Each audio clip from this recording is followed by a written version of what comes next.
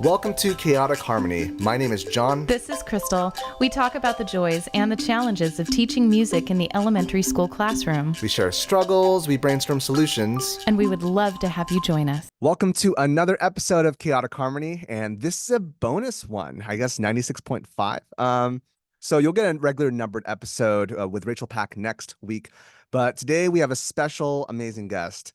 If you are in San Diego County's VAPA, you've been affected positively by this person in some shape or form. She's the warm, the lovely, the power behind the wheel, Pauline Crooks. Hello, Pauline. Hey, how's it going? It is going fine. How are you doing this Friday of this week? I'm doing pretty good. Glad that heat wave has broken. And how was that heat wave for you? It was not pleasant. I know I'm very fortunate because we have air conditioning at our house. And so I feel bad for the people that did not, but it was just unexpectedly warm. So yeah, I know our listeners in Arizona are going to roll their eyes, but it was on the hotter end for sure. Yes. And unfortunately, my neighborhood, it was hit.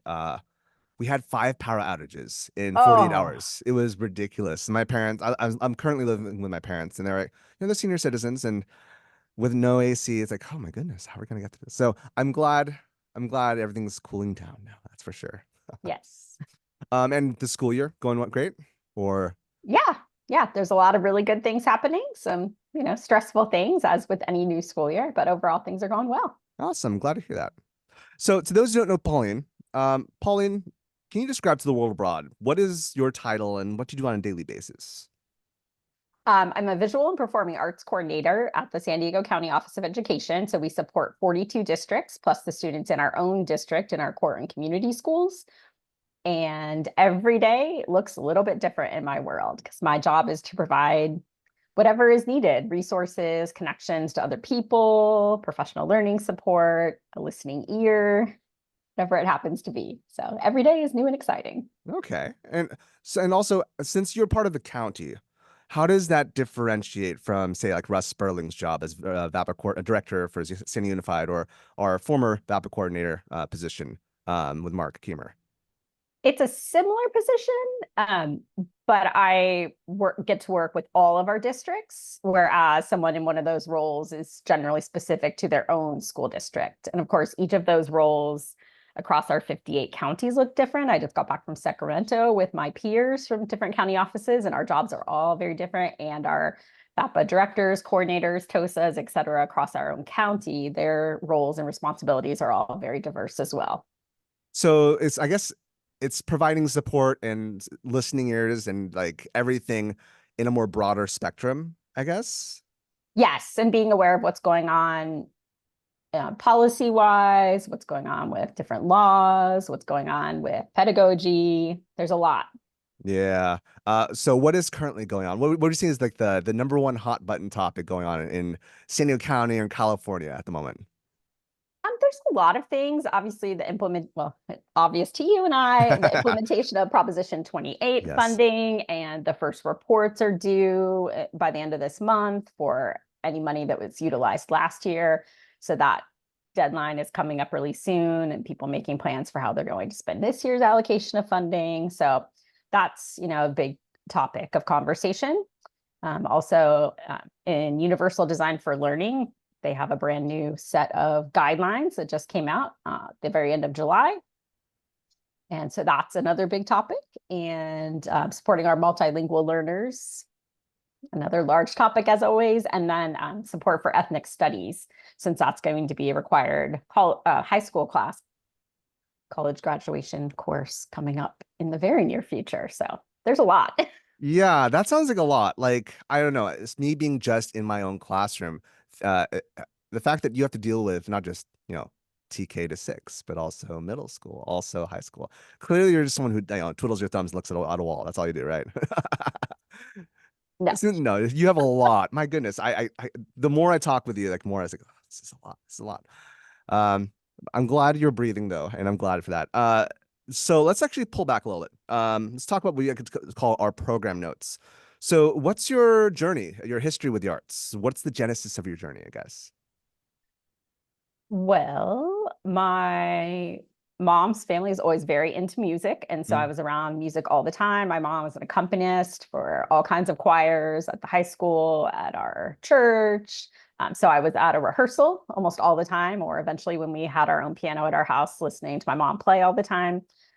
So when I was in fourth grade, I naturally wanted to play an instrument. And so I started doing that. What was your Before instrument? that, flute is what I started on. Hey. Yeah, which I just realized was what you did as well Oh yeah. recently. Okay. So yeah, I was like, oh, another thing we have in common. Before that, I knew I wanted to be a teacher when I was in second grade. Mm. And then it just came by the end of middle school. I knew that I needed to be a music teacher. So I What did that.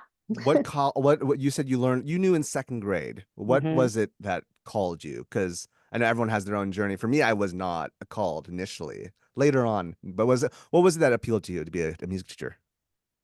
Well, at first it was at the end of first grade, I believe it was, we got to keep our spelling books because the school was getting brand new books. And so I made my brothers play spelling test over the summer all the time, which they're both younger than me. So that was quite amusing. And it Gotcha. just took off from there. Like I loved supporting them and guiding them and obviously getting on their nerves because that's what big sisters are supposed to do. But I just loved always helping people and I love learning. So those things just naturally went together.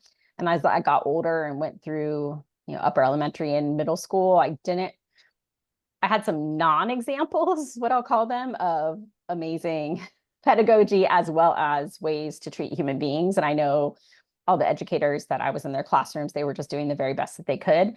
But the way in which I saw myself and classmates treated, I just knew that there was a better way to do that. I just innately knew that and just decided, you know what, I'm going to become a teacher because kids need somebody that knows their content knowledge and how to teach, as well as somebody that's caring and compassionate. Hmm. And so that's been what has driven me all this time. I appreciate that. Yeah. So when did you start teaching? Was like right after college, and like did you start doing like which level were you focused in?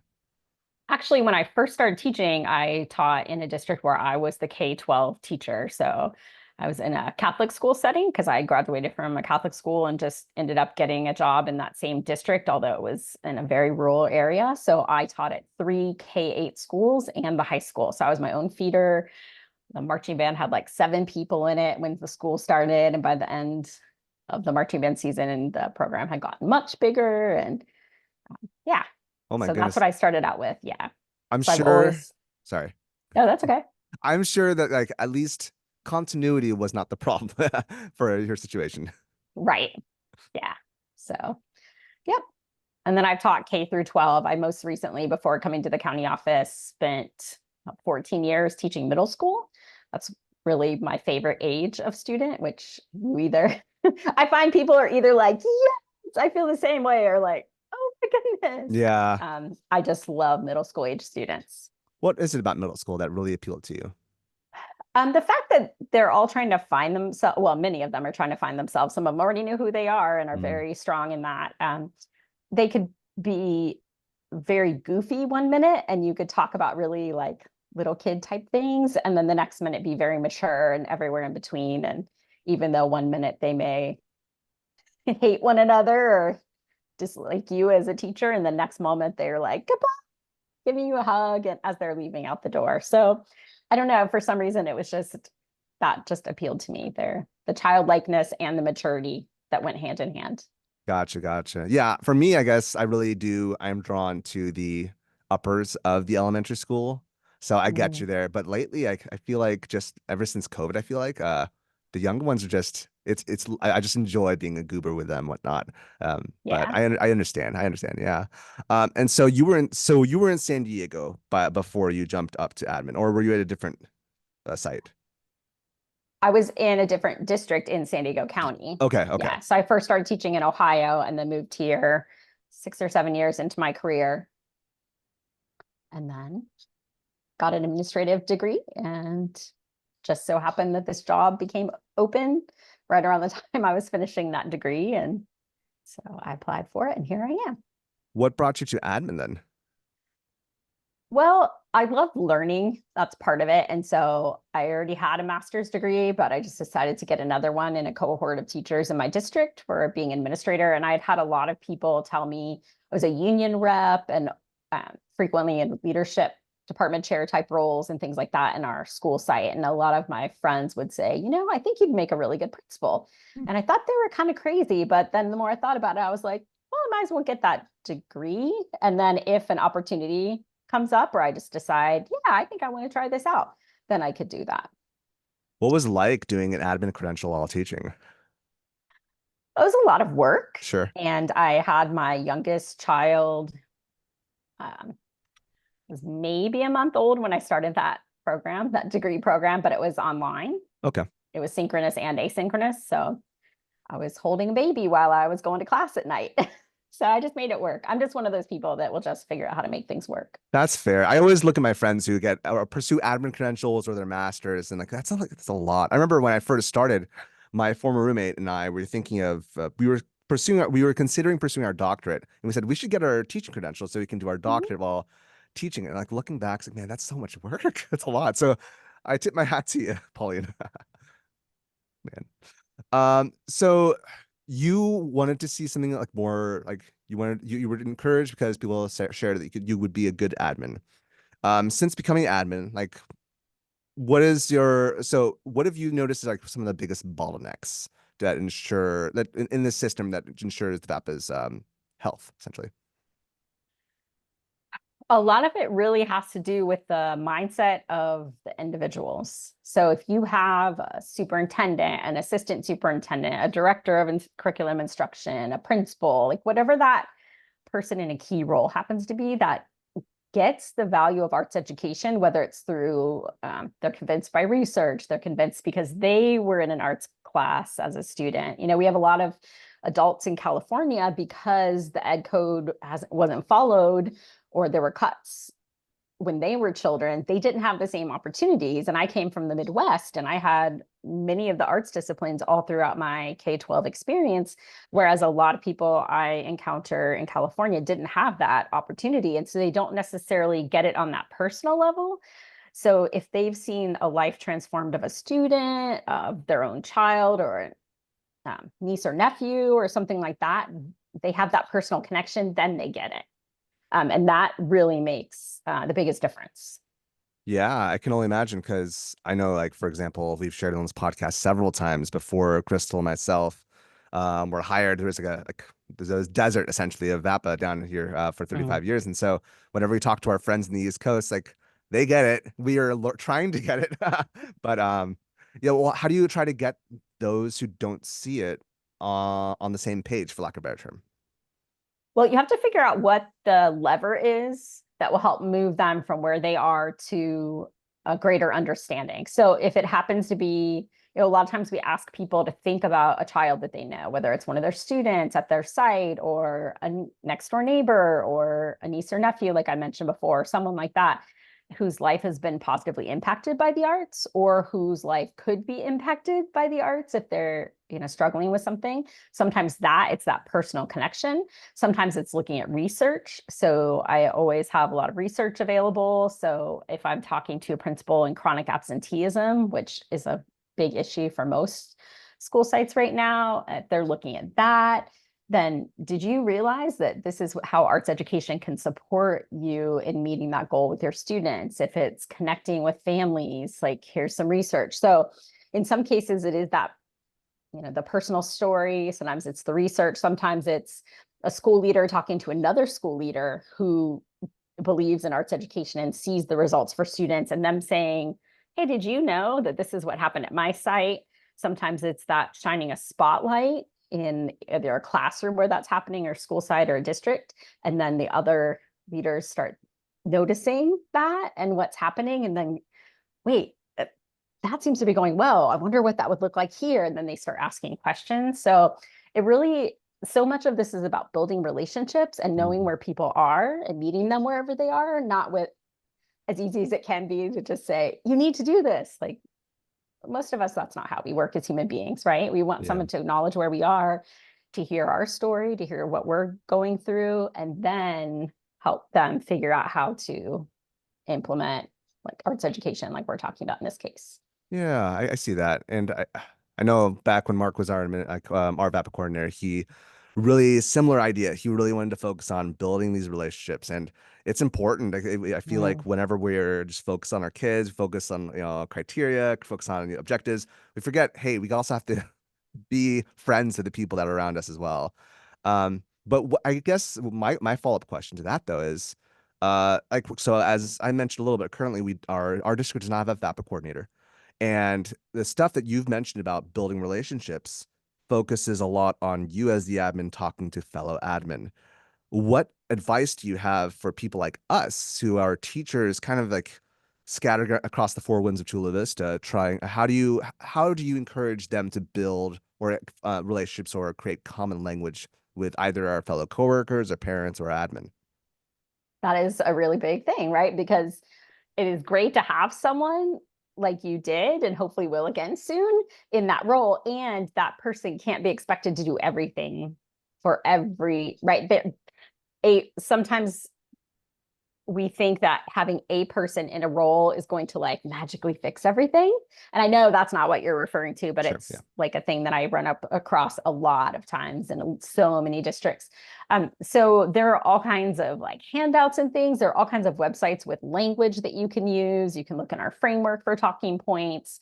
So just having like a few of those. And again, like sharing out with the people at your site how things are going, connecting with teachers about individual students, especially if you know a student is really struggling in another class and then they're doing really well in your class, just like we want to reach out to the family members and say, hey, call with the good news, right? Instead of getting, as a parent looking at your phone, like, oh no, it's the school. Is my kid hurt or in trouble? What's happening, right? Like, did you know that your child did this amazing thing today? So again, it's all about making those connections. And it is so hard, especially in arts education, where we tend to have so many students, right? You're not in a class with just 20 students or 30 or 40 students all year long, those same kids. You have hundreds of students in most cases, which is what we want, right? And figuring out how to make those personal connections is much more challenging. But trying to set aside time, even if it's 15 minutes a week, even if it means walking through the office or leaving a sticky note on someone's desk or on their office door, or interacting somehow, setting aside some time to do that is so very important and can actually make, it's amazing the little tiny things that can make such a big difference that sometimes we know immediately that it happened and other times we don't. Yeah. Yeah. I feel like being transparent to your fellow coworkers on the positive elements. And also, like, I know Chula Vista recently has adopted this notion of creating newsletters to send to our parents. So, yeah, I think, yeah, giving transparency of what's happening in our four walls. That's good. I like that. And I also like, reminds me of when I worked under you for a bit directly with the whole, uh-oh, my brain's not working. Could you help me out for a second? With the video project that we did right during the pandemic. It wasn't just That that. It we was or you're talking about CMEA no, it wasn't or something CMEA. else. It was via Twitter. It was the Oh, the online. Twitter chat. Wasn't When the we did Twitter chat. Rest in peace, Twitter. I know. The Arts Wasn't maybe Empower Advocacy that's Committee. it. Thank you. Yes. Yep, thanks. There's Yeah, so yeah, we many. got there somehow. Yeah, so like, but something that it seems like been a very common theme is like giving transparency even to people across the world. And Yes. okay. Well, I guess that kind of segues into like what I really wanted to focus today on. Um, you have been, correct me if I'm wrong, you were one of the founders of the San Diego Mega Arts Conference. Is that correct? Yes, I was invited to be involved in that from near the very beginning. So for me, it's been a huge thing, especially during my early days as an educator, which is like an amazing event that brings arts educators from around the county and even the state. Just talk about that, but could you like break it down? What is the Mega Arts Conference and what is its ethos exactly?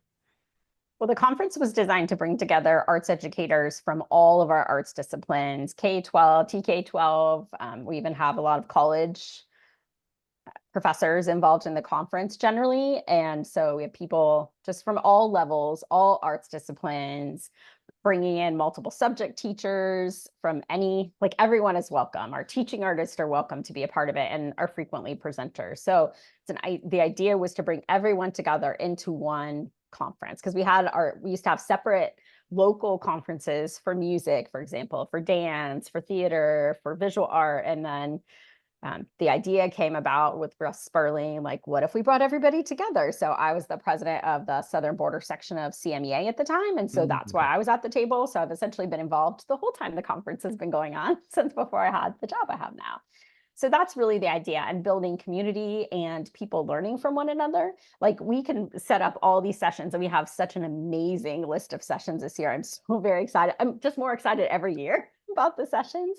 And it's also really powerful, people connecting at breakfast, people connecting at lunch, people connecting, walking between sessions and things to learn from one another. And it doesn't have to be a visual art teacher learning from another visual art teacher. It can be, but it can also be a visual art teacher connecting with a dance teacher. And that, watching that happen is one of the best things, right? And that's where, like, not being in a classroom every day with students, it's these kinds of moments where I get to bring together adults and watch them learn from one another. That really is really special. Yeah, no, I definitely agree. I remember early on going to I tried to focus on music, and then like this one the music ones I wanted didn't fit for this schedule. It's like, let's just try visual art. I forget which one it was. It was in 2018, but it was really phenomenal because it broke the ideas of like it was meant for art, but all these concepts could be utilized for any art really. So, Mhm. and also I remember like my first year we were in Bella Park, and like I remember that the lawns were just filled with arts educators. It was a phenomenal sight, and I decided to just it was my first year also as a teacher, and so I remember breaking bread with Zoe Kumagai, Mark Keemer, a bunch of people I didn't know who I later became friends with, which was it was a great moment. Yeah. Um, so, and also you guys, you all did a great job pushing all the way. When did you, sorry, let me backpedal. When did you start? When did this all thing start? 2013 was the first conference. And it was Oh, so funny because we did the walkthrough the day before of the park, and it was pouring rain, and we all had umbrellas. Like, oh no, what's going to happen? But the weather was fine the next day. And some years it's really hot, but yeah, so that was the first one. We didn't always have one during the pandemic. We had a mhm. virtual one. We did a hybrid conference. And then last year and this year, we are at Marina Village again, where we were Oh, last cool. year. So it's really nice. You can see all the boats in the water, and everyone has lunch together and breakfast in the same room. And we're a little bit closer together Hmm. proximity wise. So I think we're going to probably outgrow that facility possibly after this year, but it's still, it's going to be a great day. Yeah, good. I'm looking forward to it. Yeah. When is it going to be? It is Tuesday, October 8th. And how can people sign up if they wish to participate? We have a registration link, so it's available on the SDCOE VAPO webpage and also our Arts and Power website, and I can send you the link as well. Yeah, we'll place it in the comments or the wow, I butchered that. We'll place it in the things below. But also, what is there a certain date that people need to register by? As soon as possible, because we have to get the food numbers and Sure. things like that in. So if we have spaces, we'll usually take people coming up at the door. But my assistant doesn't hear me say that. But usually there's a couple of extra spaces, but Awesome. yeah. Okay. Um, I am sure you as the well, actually, what is one of your favorite sessions that you've been to during the Mega Arts Conference that That comes to is, mind? whew. Like you, I really, so as a music educator, that's where my most comfortable place is, right? To be. So I really love going to other sessions when I can.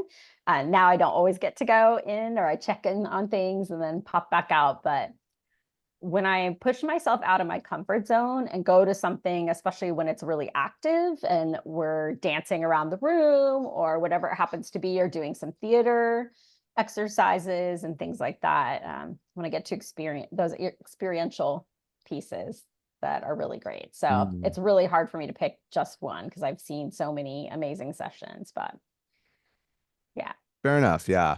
To those who are teaching at so many school sites, I'm sure it's difficult to try to coordinate coming to this. What would be your words of advice to someone who's either a new teacher and doesn't really fully understand the benefits of an event like this, or someone who is just has a lot on their plate? Why should they come? Like, yeah. Yeah, that is really important. And I know sometimes I think most of us as educators, it's more work to be sick, right? I hear that all the time from people. And it's really important to set aside time as an individual to take care of yourself and to learn, put yourself in the space of a learner. No matter how long you've been teaching, you can share your expertise with others, and there's still room to learn new things. So if you can actually make it happen, I highly recommend it because, like I said, you will learn things, you will meet new people if you leave yourself open to that, and you will be able to share your expertise with other people as well. Hmm. And to keep that from others just isn't the most kind thing because everybody has something to share. You just started teaching this month. You've got things to share. Yeah, be kind. Be kind, okay, people? We all But need each other. we do all need each other, whether it's Mega Arts or really whether it's another conference. Like, Yes. because if you're listening and you're in Arizona, I mean, like it's a drive, but you can do it. We have some people coming from Nevada. Then what's your excuse, Arizona? What's your excuse? What part of Nevada are they coming from? From Vegas. Oh, okay, very Yeah. cool. Okay, People coming well, down from Northern California and from the Bay Area and from all over the place. So nice. everybody's Okay, I'm welcome. looking for now. Okay, I'm looking forward to this. Awesome. Cool. So I guess what I'd like to jump over to. So I've asked some friends, listeners of the show, some questions, and you're welcome to either answer them or to say, I will plead the fifth, or which way you like to approach it.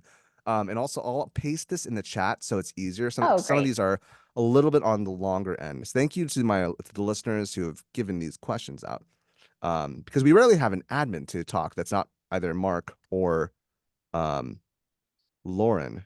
So the first question: How can we teach? Oh no! How can we train teaching artists to fill gaps in public education, focusing on student-centered teaching rather than performance-based instruction, given arts teachers have a finite amount of time and the need for more arts education?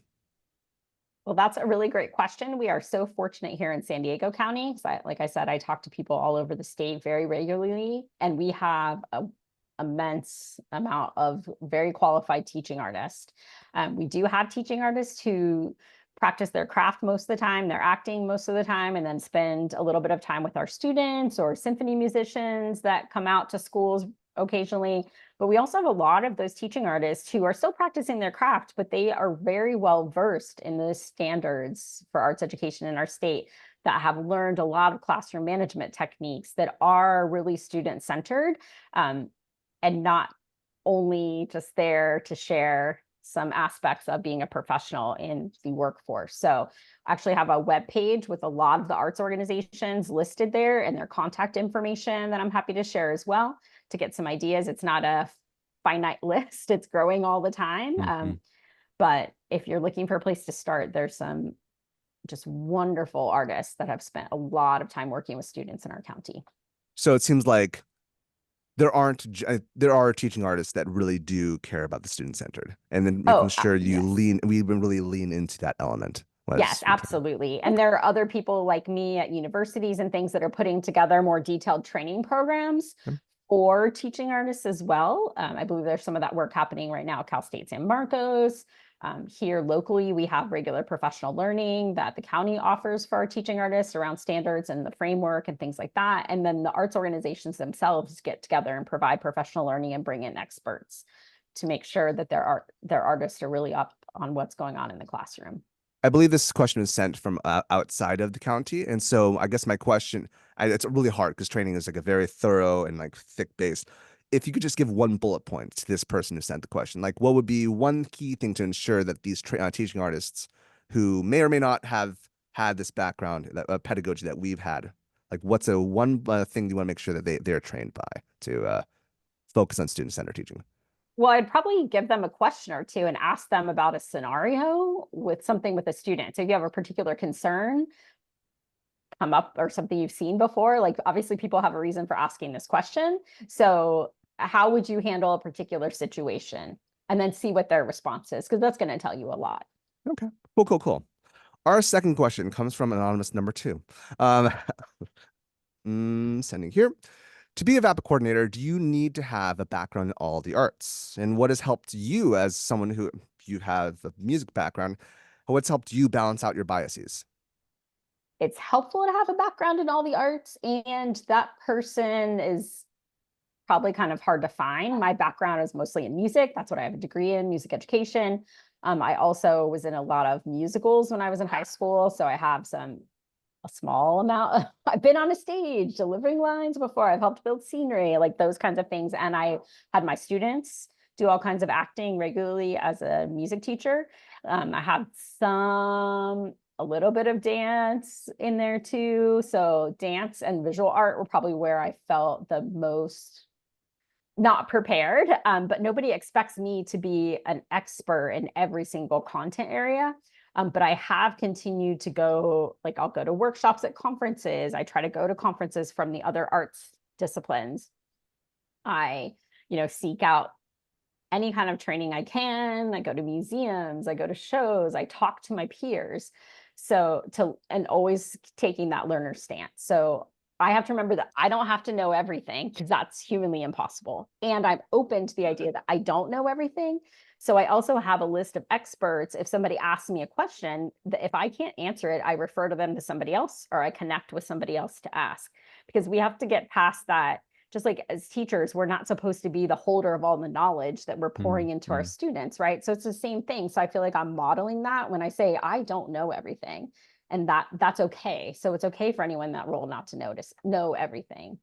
As far as having any biases, I was made very keenly aware before even starting this role, actually in planning the conference with my peers, that there are different arts disciplines where people just feel differently, right? And they want to make sure they're not left out. And, following two music people in my role, that was definitely a thing that was brought to my attention. Like, how are you going to make sure you're not just another one of those, band directors or music teachers that, like, oh, not that they necessarily thought that about my colleagues who were in the role before me. I don't want to imply that. But so I make sure when we're putting pictures out there to try to balance all the arts disciplines, when I'm putting anything, if there's like icons about something, is everybody here? What does this look like? Just so that I try to make sure all students are represented in different things. So, and I may be like overthinking that too much, but that inclusion piece, I know if people don't feel seen and heard,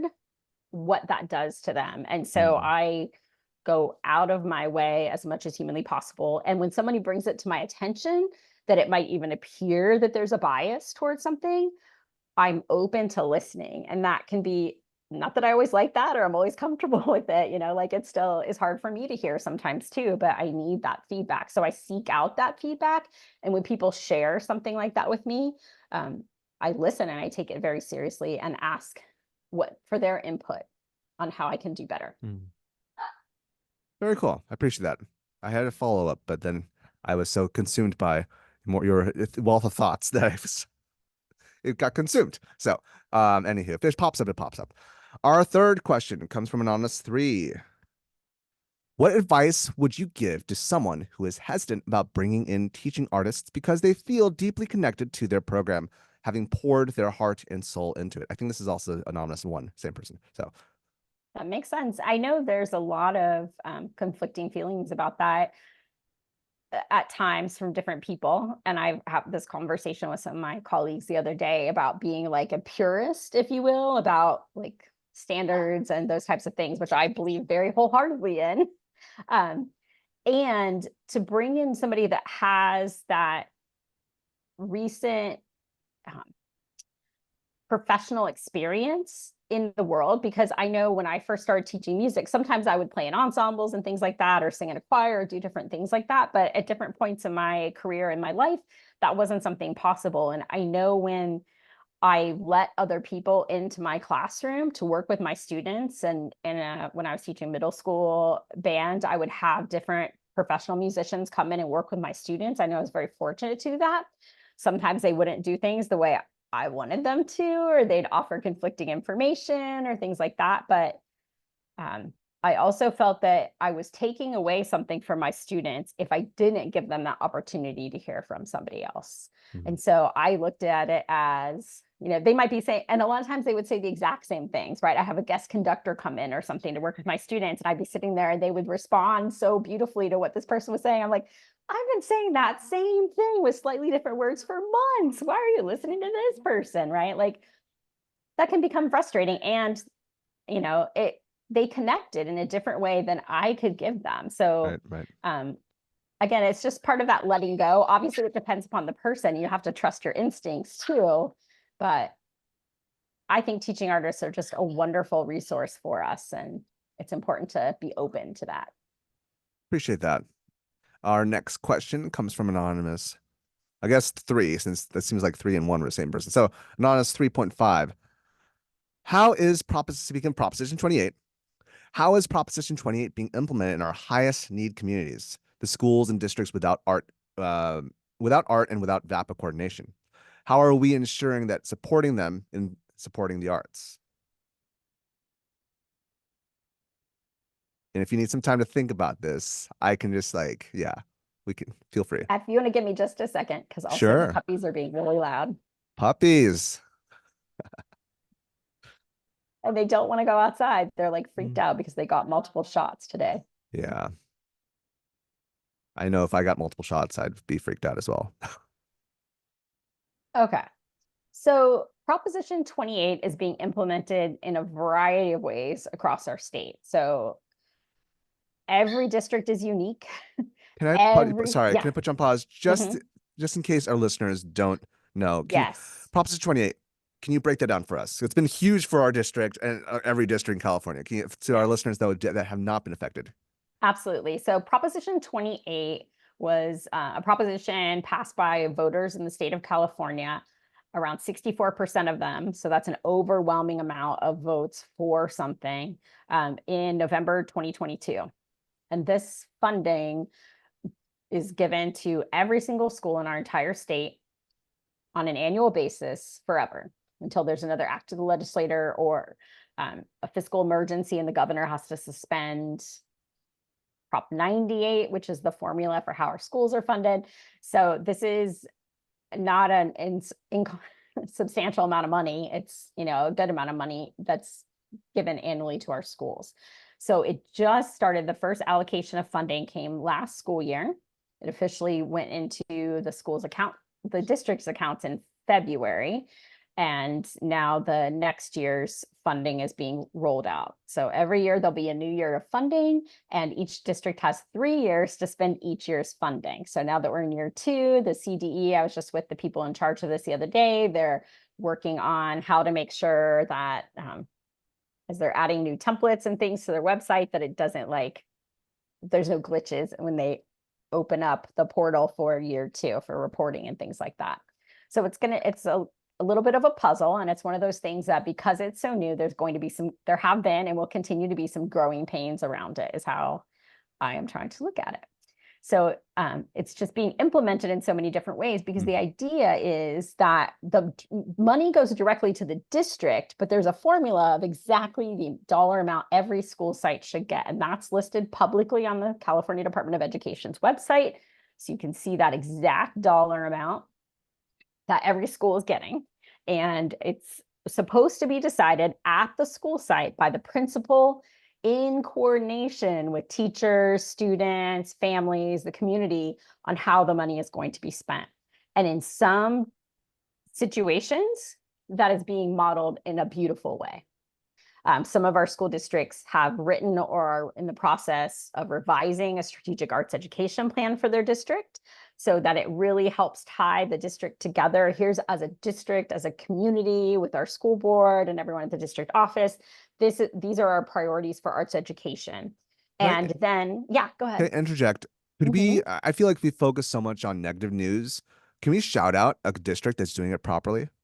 Is it possible? Ramona is one of the first ones that comes to mind. Shout out to you, Ramona. Unified. Yeah, they are amazing. And you'll get to hear from several of our districts in Southern California at the conference at our closing session. We're going to share some inspirational stories so people know there are amazing ways for this to happen. La Mesa Spring Valley is another one. Good to know. Absolutely stunning what they are doing. Super exciting stuff going on. And there's others, so don't feel left out if I didn't say your district's name, but those are the first. There's just many districts. Yeah. Yes. So having that plan, and then you can give that plan or at least highlights from it to a school site to help make their decisions at their site.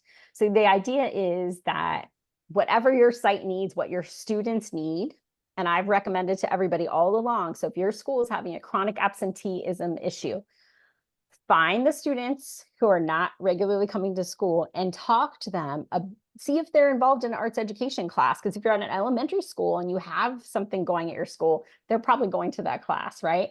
If you're at a secondary site and it's an elective, they might not be enrolled in an arts education class. So find out what would appeal to them, because we know if students have something they're looking forward to at school, then they're more likely to come to school when it's within their control. We all know there are kids that are not at school and it has nothing to do with anything they can control. So I'm not saying that, but talk to the students that are having discipline issues, talk to them, find out what would help them feel better engaged in school.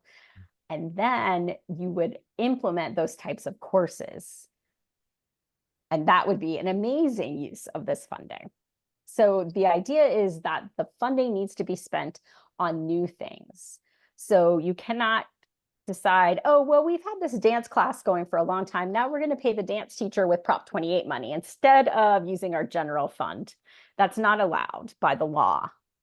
So there are we're very creative with funding and education in general, right? We've had so many times ups and downs and cycles and things like that where we don't have what we thought we were going to have, and now we're trying to figure out how to make that happen. So there's been a lot of creative thoughts on how people might use Prop 28 money. And so almost every day, I'm continually surprised by hey, could we use the money for that? So I go back to the basic question of, is that going to increase access to arts education for students? Do you remember the most fun question someone asked? Can this be I used really for? don't want to say it in case That's any of those fair. people That's are fair. interested. Like, can we use the funding to repair a piece of heavy machinery? And so I say, are students using that piece of heavy machinery in a class to meet an art standard? Oh, well, legally, they're not allowed to touch that heavy machinery. That's against the law. I'm like, well, hence your answer. So that's one of the more gotcha new questions, but okay. I hear them every day pretty much. And I have to pause and take a deep breath, and people are asking questions, and that's a good thing. I always say there's, people are like, oh, I got a dumb question. I'm like, no, there's no such thing. But There's a lot of interesting questions. I'm still going to go with no, there are no dumb questions, fair. but I've heard a lot of very creative questions. Okay. So yeah. So again, it's going very well in many, many places. And there are districts where more students have access to arts education than they did this time last year or the year before, which is amazing. And that's what the law was intended to do. It wasn't intended, you're not supposed to supplant. And that means to take, like I mentioned with the dance teacher, oh, we've been paying the dance teacher with this pot of money with our LCAP funding, and now we're going to pay them with Prop 28 instead. That's, again, not what the law intends for us to do. So we have some districts that haven't spent any of their money yet. They still have this year and next year to spend last year's money. Not necessarily a negative decision. I know at my own elementary child's school site, they didn't spend any of the funding last year. And while there was part of me that understood, I'm also like, I would like my child to actually have arts education, because they haven't had anything unless they happen to be in a teacher's classroom that valued the arts and made time for the arts and felt comfortable teaching the arts in addition to teaching math and science and all the other things that that teacher is responsible for.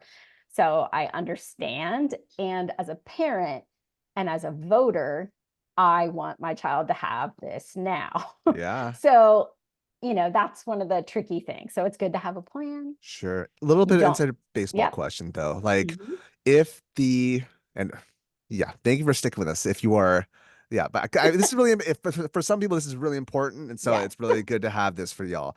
To those who are, you have 3 years the districts have 3 years to use it. If they hold it for 2 years or 3 years, are all 3 years money still usable, only that current year? So you can spend 23, 24 money. You could have spent it last year, this year, or next school year. Okay. But by the end of next school year, if you haven't spent all of it, maybe you spent none of it, it all goes back to the State Department of Education and goes into the Prop 28 like pot of money and will be redistributed across the entire state the following year. Gotcha. So it does. So it's not like it just goes away after the first year. It's like you have 3 years to Right. spend the whole. Yes. Okay. Okay. Yeah. Good to know. Mhm. Cool. Things you learn also and when you go to the Mega Arts Conference, like last year when I went to Yeah. 2 sessions with you. Yeah, cool. And is there anything else you'd like to add on to this question? Are we kind of like I was going to say there are districts that do have an arts person that are doing great. Like La Mesa Spring Valley hired someone not with their Prop 28 money, but they hired somebody the year before to put things in place. And then they're using their Prop 28 money to hire new arts educators and to buy them the supplies and materials, because you have to spend at least 80% of the funding if your district has at least 500 students in it. We have a district that has like 499, so they don't have to follow these percentages. But if 500 or more, you have to spend at least 80% of the money on classified or credentialed teachers who are employees of the school district. So a teaching artist could become a classified employee of the school district and get that part of the money.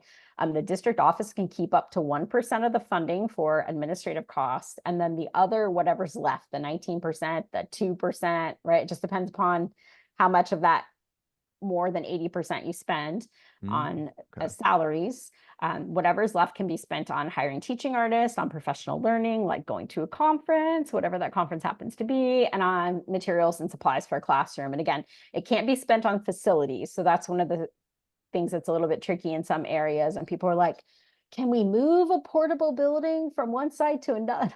Like, Are students engaging in it?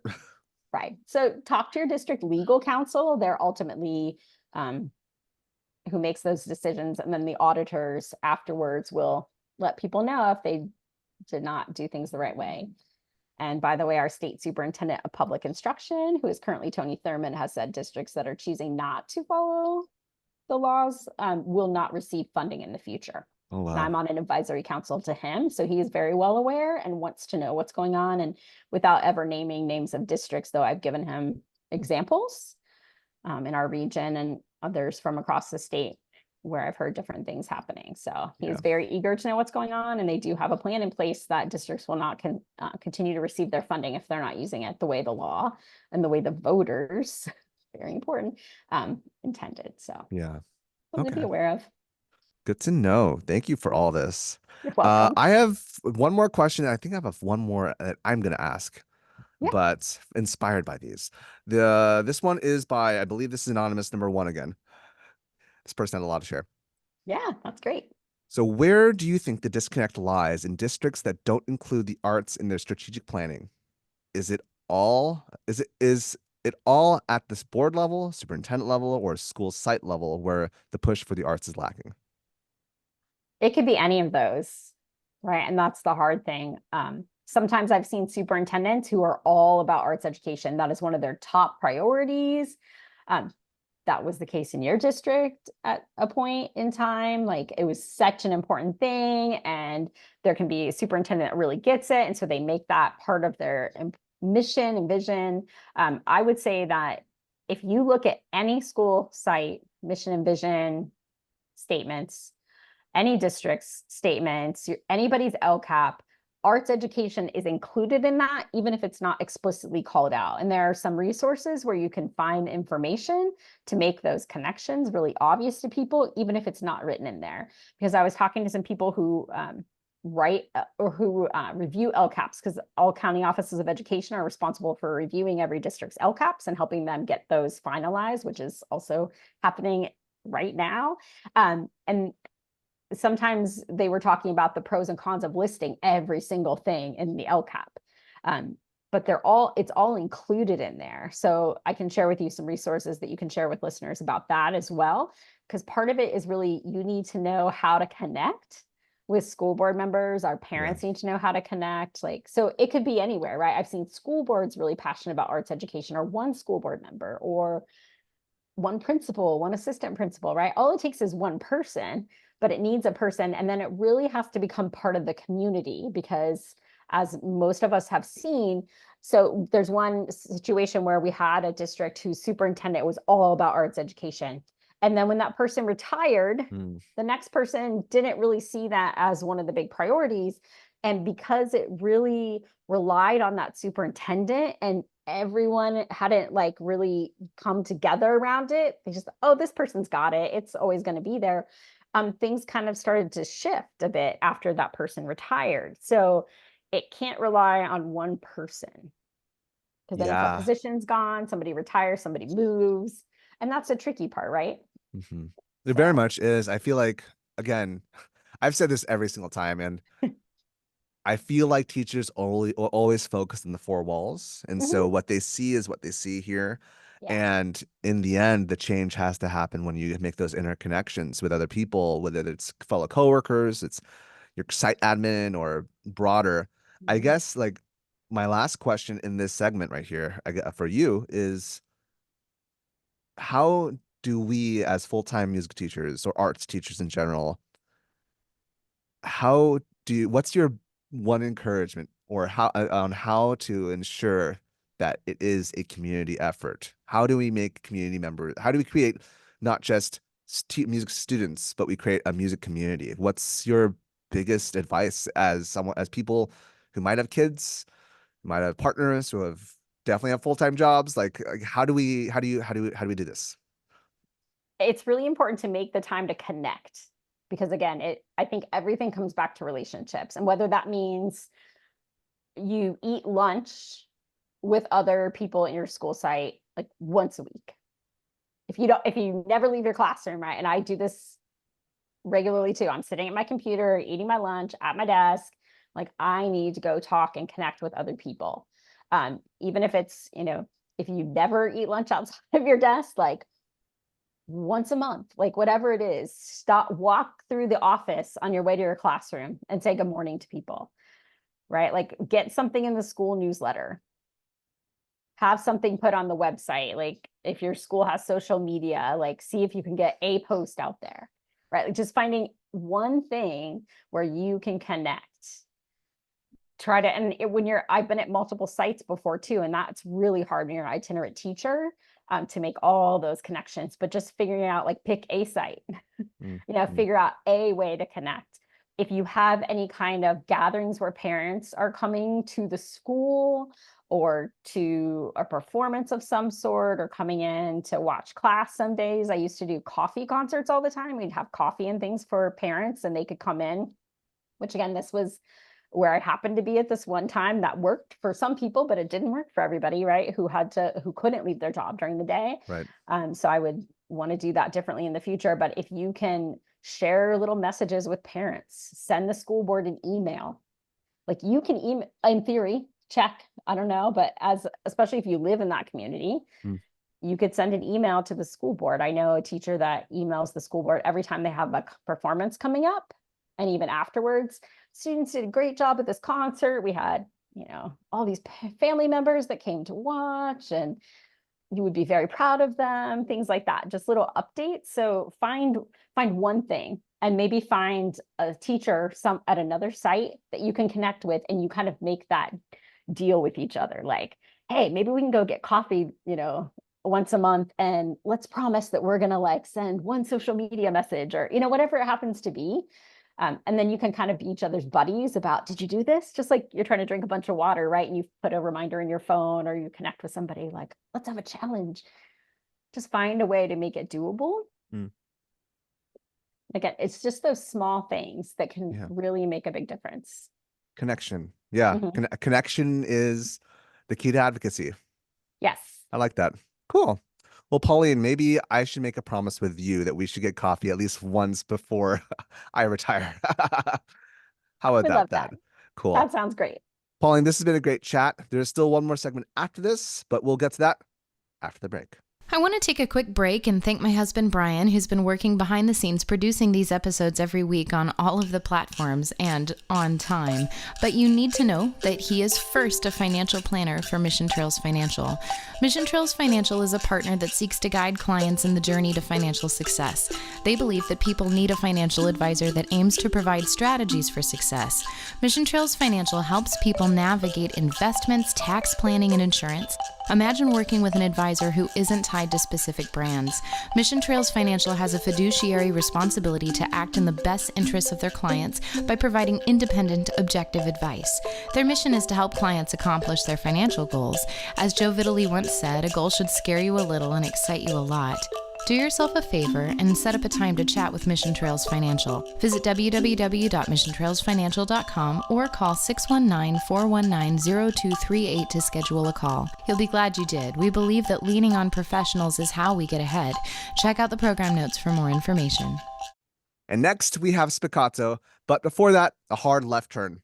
Thank you everyone who has been a part of this journey, whether you've been joining us since episode 0 or today. Thank you so much for being a part of this. And if you love this podcast, please support the things you love. This is a 2-person venture run by 2 full-time educators in San Diego. Are we still the most expensive city to live in? Ugh, yeah, probably something like that. So help us out, please. If you want these lights to still stay on, come to our Patreon, drop us a buck, patreon.com/chclassroom. There we have merch and lesson ideas. But if you can't support us, that's okay. Or at least monetarily, if you cannot support us, that's okay. This is a free podcast, always meant to be. But please, spend some time to leave us a review or like us on YouTube or any podcast listening app. That all said, to Spiccato. So this one's gonna be a classic Spiccato, where we ask you some rapid fire questions. All right, you've been asking a lot of questions, and I really appreciate you giving us all the juice. This is gonna be more on the chill side, I would hope. So first question: what is the best song written in the last 100 years? Oh my goodness. I love the song Salisbury Hill by Peter Gabriel. Yeah, Peter Gabriel, love it. Peter Gabriel or Phil Collins? Oh, why would you do that to me? It depends. Depends on the day. That's fine. All right. Next question. Kill one. French toast, waffles, or pancake? Oh, pancakes. Yes, that's my answer. Because I don't know why I forgot. Yes. Okay. We're friends again. Cool. Is a hot dog a sandwich? Oh, no. No, it's not. We're not friends anymore. Cool. And next off, where do you want to be in your career? You've been, participating in a lot of things in your career. Where do you want to be in your professional and personal career in 5 years? In a place where I am able to support people in whatever way they need and still enjoying doing so. I'm going to ask one question because I've asked these questions to my online interviews, but I ask a question for you based on things that have happened in the recent events for me. So this does not have to be a rapid fire question. You in administration, how do you ensure that you push away from cynicism when there are so many webbings and a lot of issues with the politics of education? How do you ensure that cynicism is not in your blood when you get home or in general? That can be a really tough one sometimes, especially the last couple of years. Actually, Prop 28 has made some of that a little bit complicated. But hearing positive stories from people and knowing how the arts are making a difference in kids' lives, or even just being around students and seeing their joy, their love of the arts, their love of school, their love for one another, whatever that happens to be. So I try to get around students when that starts to happen. That's awesome. Get around students. Be around the kids. Yep. And last one. Do you have any questions for me? That is a great question. Where do you see yourself in 5 years? Where do I say? I would like to see, I think I'm still going to be teaching. I think I'm still going to be teaching, but I really want to lean more into advocacy for music education. And what that looks like is pretty broad. I recognize that I have talents in a lot of visual elements, like we talked about, not optics. We talked about making things visible, making things transparent. And I think that's something that needs to happen more. And so I would love to find ways to make that the amazing things that are happening in our four walls of the classroom be more transparent to the public, whether it's families or even, sponsors or people who love the arts. So that's something I kind of want to lean more into. So that's where I see myself in 5 years, doing both. I can totally see that. Awesome. Well, Pauline, thank you so much for spending your Friday afternoon chatting with me and chatting with our fellow listeners. Is there anything you've already plugged the Mega Arts Conference? You could still sign up. Sign up as soon as possible. Link will be in the bio or what description. There we go. Link will be in the description below. But is there anything else you'd like to either plug or shout out such? No, just I want everyone to just keep on learning and keep on caring about kids, and because they need you and their families need you, and make sure you take good care of yourself. Appreciate that. And where can people reach you if they have any questions? I can put my email address, pauline.crooks@sdcoe.net. Awesome. Share that with you. And you're not active on Twitter anymore, are you? Not really. Rest in peace, Twitter. I know. It's the good old days are the Yeah. old days. You thinking of Threads? Have you done anything on Threads yet or no? A little bit, but not really yet. Yeah. Well, Yeah. maybe one day. We'll make something happen. And you can follow me. Speaking of Threads, you can find me on all the socials at Mr. Seligman, MrSeligman on all the socials.